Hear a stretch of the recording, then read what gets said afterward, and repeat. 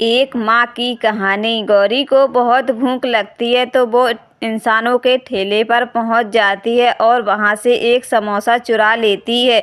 जैसे ही गौरी समोसा लेकर उड़ने लगती है, इंसान की नज़र गौरी पर पड़ जाती है तो वो गौरी के ऊपर बंदूक चला देता है। जैसे ही गौरी के माथे में बंदूक की गोली लगती है तो गौरी वहीं पर मर जाती है।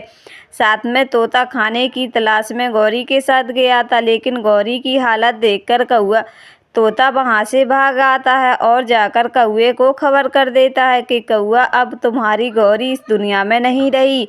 क्योंकि गौरी को बहुत भूख लगी थी और उसने समोसा चुरा लिया इंसानों का, तो इंसान ने गौरी को दिमाग में गोली मार दी और वो हाल के हाल वहीं पर मर गई। तो कौआ बहुत ज़ोर से रोने लगता है। फिर उसकी गौरी की एक बेटी थी। जब बेटी को पता चला कि मेरी माँ अब इस दुनिया में नहीं रही, तो वो बहुत रोने लगती है और कहने लगती है, पापा क्या अब मेरी माँ कभी भी लौटकर नहीं आएगी? तो काला कौआ कहने लगता है, बेटी तुम मत रो, लेकिन मैं क्या करूं, मुझे तो कुछ समझ में नहीं आ रहा है। ऐसे ही ऐसे थोड़े धीरे धीरे करके कुछ दिन बीत जाते हैं। फिर एक दिन टोनी चिड़िया और कबूतर और काला कौआ एक टहनी पर बैठकर तीनों आपस में बातें कर रहे थे और कहने लगते हैं कि मुझे तो कुछ समझ में नहीं आ रहा है, मैं अपनी बेटी का ध्यान कैसे रखूं। तब टोनी चिड़िया कहने लगती है, अगर तुम्हें इतराज़ ना हो तो गौरी अब इस दुनिया से जा चुकी है, तो तुम दूसरी शादी क्यों नहीं कर लेते? ऐसे ही तुम्हें दाना का टाइम भी मिल जाया करेगा और तुम्हारी बेटी रखने के लिए भी आ जाएगी एक उसके लिए माँ। तो काला कौआ कहने लगता है, शायद टोनी चिड़िया तुम सही कह रही हो, मुझे एक शादी कर लेनी चाहिए।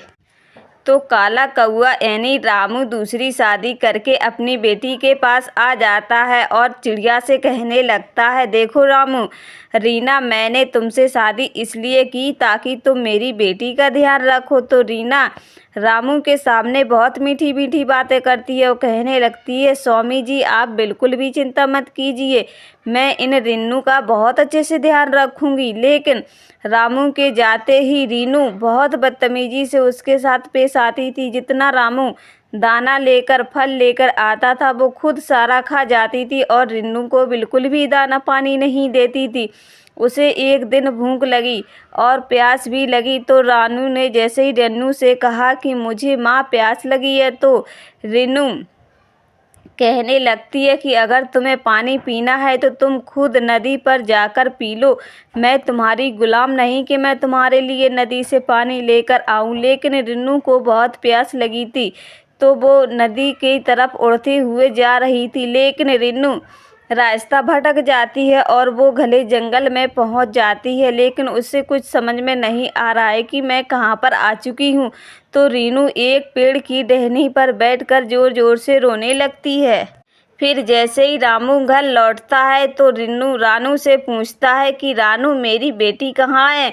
तो रानू कहने लगती है, यहीं पर होगी तुम्हारी बेटी, मैंने उसे अभी अभी कहा था खाना और पानी दोनों पिलाकर कि तुम ज़्यादा दूर मत घूमने निकल जाना, यहीं पर बाहर खेल रही होगी। लेकिन रामू सब रंग देखता है रिन्नू को, लेकिन वो उसे कहीं पर नहीं दिखाई देती है। तो रामू बहुत परेशान हो जाता है अपनी बेटी के लिए। फिर रीनू जंगल में रो रही होती है, अचानक उसकी टोनी चिड़िया की नज़र पड़ जाती है और वो जाकर टोनी रीनू से पूछने लगती है कि बेटी तुम यहाँ पर कैसे आई?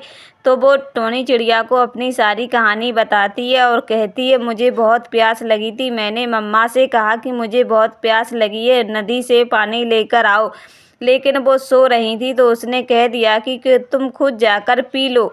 और फिर टोनी चिड़िया उसे लेकर घर वापस आ जाती है। उसे देखकर रामू बहुत खुश हो जाता है। फिर पूछने लगता है, रीनू तुम कहाँ पर गई थी?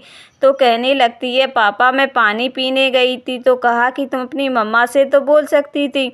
लेकिन जैसे ही रीनू ने कहा कि पापा मम्मी सो रही थी, मैंने कहा कि मुझे प्यास लगी है, मुझे पानी चाहिए, लेकिन मम्मा ने कह दिया मुझे बहुत नींद आ रही है, तो तुम खुद चली जाओ और नदी से पानी पीकर आ जाओ। तो रीनू बहुत जल्दी से बदल जाती है और कहने लगती है, देखो जी देखो, तुम्हारी बेटी कितना झूठ बोल रही है।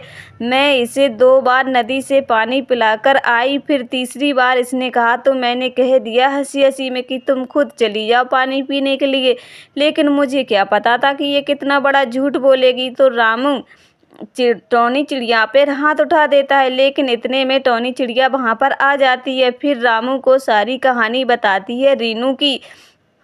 फिर रामू को हुआ अपनी गलती का एहसास और लगाया उसे अपने गले से, और अपनी गुजरी हुई पत्नी का याद करके वो दोनों खुशी खुशी से रहने लगे। तो दोस्तों, आपको हमारी ये कहानी कैसी लगी? अगर आपको हमारी कहानी पसंद आई तो प्लीज़ चैनल को लाइक और सब्सक्राइब करें और कमेंट करके ज़रूर बताएं कि आपको एक माँ की कहानी कैसी लगी।